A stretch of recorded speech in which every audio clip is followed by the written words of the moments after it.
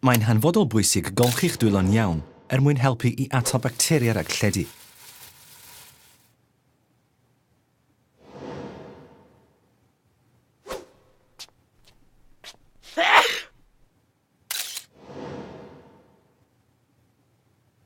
Dyma sut mae gwneud hynny.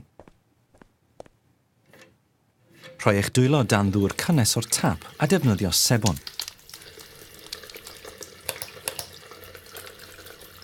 Rhwbio eich dwylo gyda'i gilydd. Golchi cefn eich dwylaw gan gynnwys eich bysedd. Plethu eich bysedd a rhwbio gyda'i gilydd eto. Cofio eich bodia a blaenau eich bysedd.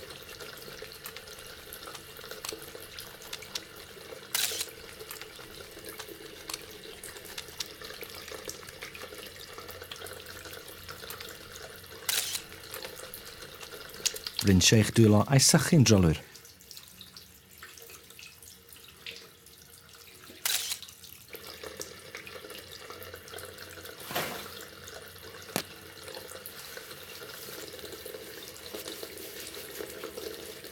Troi'r tap I ffwrdd gan ddefnyddio tywel papur ac yna'i daflu i'r bin.